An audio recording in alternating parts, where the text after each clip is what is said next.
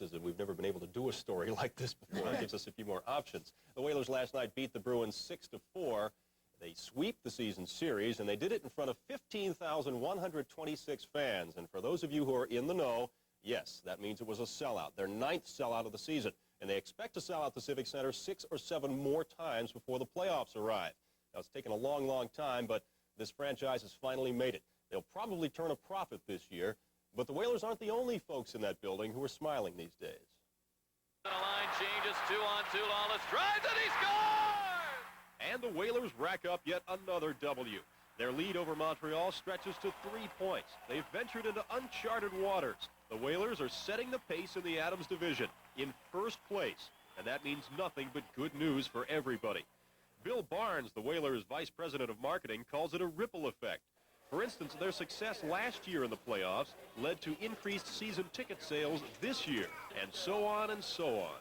Last year was the greatest jump we had. We went from 7,200 plus to 9,200 plus. So that was a dynamic and dramatic increase, and hope that next year will be the same. But here may be the best news of all. Last year's average attendance at Whaler games through February 25th was 12,435. This year's average, a little over 14,000, or more than a 10% increase. Let's see, 2 minus 3 is 9, carry the 1. Yep, if my calculations are correct, and I believe that they are, the Whalers are getting 1,500 more fans a game this year as opposed to this time last year. 1,500 a game. Now, that translates into big, big bucks for the organization. But what does it mean for the shop owners here at the Civic Center? Well, as you can imagine, the question answers itself. Right now we're running up 25 to 30%, which is without the All-Star game and everything that we had last year going on. That's pretty sizable. By the time 4:30 comes when we open up, we always swarm. People just keep lining up coming in because we're just doing so much better. Yes, the small business people are doing better downtown. In fact, some are doing so well that they almost seem embarrassed to talk in terms of dollars and cents. Yeah, business is up, but the whole environment is fun now. You know, they're going to have an extra drink, and they're going to enjoy with a friend, and they're excited, they're talking. Just the atmosphere is fun. Let's get back to the Whalers gift store for a moment. I was talking with Mike Reddy about what is the hottest selling item and who's buying Whalers paraphernalia now, and he says it's not just the people in Connecticut or New England. He's getting calls from the Midwest, people in the Midwest, and people all over Canada all of a sudden are interested in Whalers paraphernalia. They're a hot item. I wonder whose jersey is the most popular. You see a lot of Dineen's over there at the stadium. Yep. Yeah. He did mention that. He said that that is the hottest selling item of all. The jerseys, well, not necessarily Dineen, but the jerseys with the names on them. Because all of a sudden the Whalers have stability. They've got guys who have been there for 4 or 5 years now, and people know who these players are, and they're a hot item. It's fun, isn't it? It is fun. I love it. I can't wait. I'm thinking about a parade. There you go. Get out the balloons, Gail. Yeah, thanks, Bill. All right. When we come back, after 31 years, Ann Landers makes a career move, and a Chicago paper needs help. We'll have the story coming up.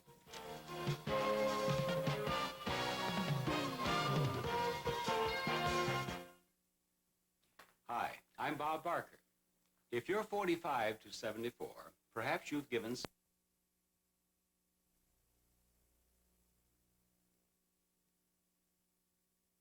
Today's business is what you want and need to know about the business world.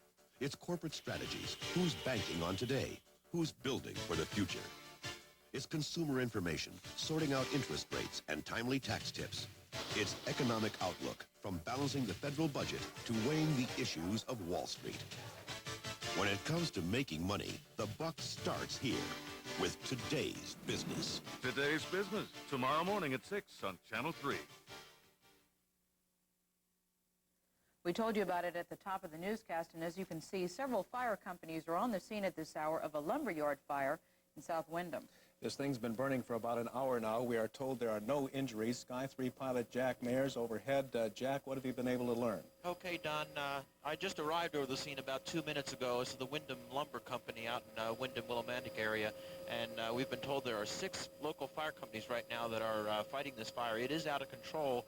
We're trying to determine right now whether it started in a building or whether it's just out in the yard, but it is, as you see, burning out of control. They have firefighters on the scene right now, and there are about 6 companies. So the fire trucks and firefighters all over the place down there. The wind is very strong, I might add, out of the northwest, which I'm sure is hampering the efforts right now. It's right next to the river right here in Windham, and it looks like it's going to be burning for quite some time. It's a very intense, very strong fire, very windy, and I'm sure it's going to be a very, very difficult fire for them to fight.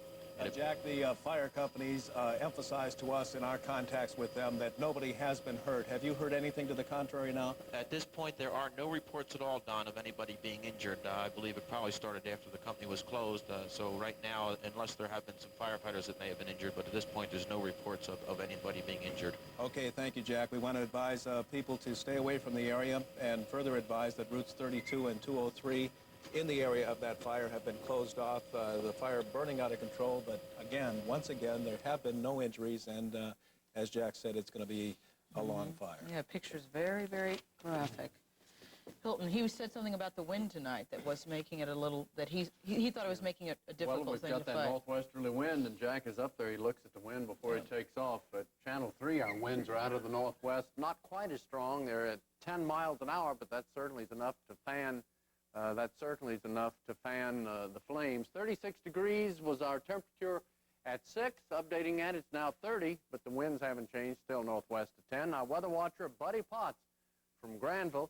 Buddy reports a kind of chilly temperature. His reading right now is 21 degrees in Granville, 21 in Granville, 28 degrees in National Weather Service offices in Windsor Locks, 30 degrees at Channel 3 in Hartford, 31 degrees in Bridgeport, generally a mixture of upper 20s and low 30s with fair weather, clear skies over the northeast, clouds to our southwest. We'll have one more clear day, and then a lot of commotion out west will be moving in our direction. All of the action for the past several days has been out on the Pacific coast, one big storm that hasn't touched the United States, way out in the Pacific area. But the headlines have been coming from Arizona, Southern California, Nevada, places you normally don't associate with precipitation, but seeing is believing. So look at this. They had hail, heavy hail, deep hail, piling up 2 to 3 inches deep in Huntington Beach, California overnight. It looked like snow early this morning. The Pacific Coast Highway south of Los Angeles was closed 2 to 3 hours because of that snowfall. And only in Southern California would you see folks walking around barefoot in the ice. But again, seeing is believing, and this is sunny, quiet, and temperate Southern California. Our color satellite picture's in motion now. You see those clouds lunging to the northeast. It'll be another day and a half before we begin to see signs of them, but once we do, they'll probably wear their welcome out before they leave. Super radar detecting a lot of precipitation over the Gulf Coast states, and radar echoes over the next several days will expand in coverage and move northeastward. Up to 3 feet, more than 3 feet of snow have fallen in Arizona. This storm's still stuck back in the west. This is our current map. Tomorrow's forecast begins to show some movement for that system, and by the weekend, wet weather should be moving into New England. Here's the Weather Watch 3 forecast for you. For tonight, clear and cold, overnight lows 17 to 25, same kind of range we've had most of the month. Tomorrow, bright sunshine, another breezy and chilly day. Highs 40 to 45, 45 in New Haven, 44 in Hartford tomorrow. Tomorrow night, same range, 15 to 25, clear and cold. Friday, mostly sunny. We should begin to see some high thin clouds show up in the afternoon, milder weather with light winds and highs in the 40s. For Saturday, we look for a cloudy day, chance of snow or rain. We don't know what this storm is going to do by the time it gets all the way across the continent, but highs will be in the 30s on Saturday. It's going to be a fairly significant storm for the eastern part of the United States, so we'll follow it closely the next couple of days. All right, and we won't go barefoot. No, we won't. Thank you, Hilton. Coming up next on the Night Beat for you, Bill Patrick with sports. He says the guys in green in action tonight. That means the Whalers and the Celtics are both at home tonight, and we'll stay tuned for the highlights coming up. Not again. It's the man from Nissan. He's here for our President's Day sale to make sure you get low finance rates on new Nissan trucks. As low as 3.9% or up to $800 cash back. Or, if you want Sentras, now's the perfect time. With more coming every day, we're going to deal till it hurts. Can we give you a deal? We can Connecticut Nissan men. Yes, we can. Yes.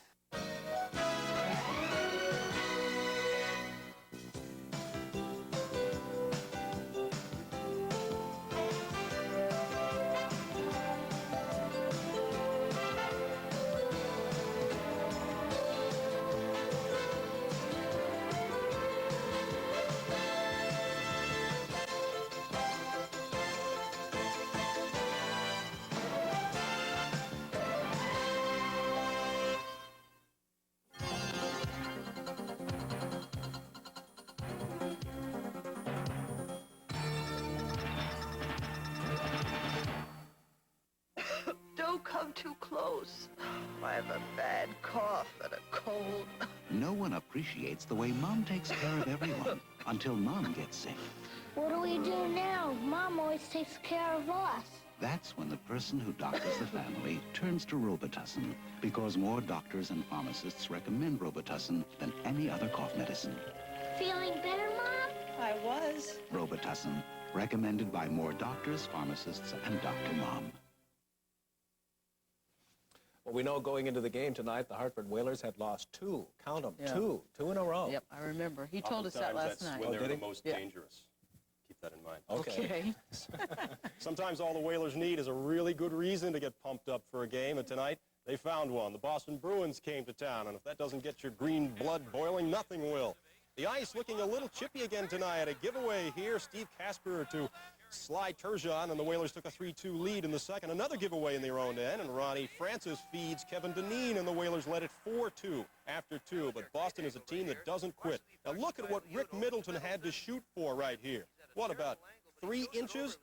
I still don't know how he scored that goal, but he did. It was 4-3, but the Whalers come right back. Paul Lawless takes the puck from Michael Telvin and beats Roberto Romano on the backhander. It was 5-3. Again, a 2-goal lead, and again, Boston digs in. And it's Middleton scoring once again, beating Mike Liut. It was 5-4, but just seconds later, watch as Paul Lawless does it again. At the blue line, he lets loose a screamer that beats Romano 6-4. The Whalers win the season series from the Bruins. It was a fun game, but not the prettiest one ever played.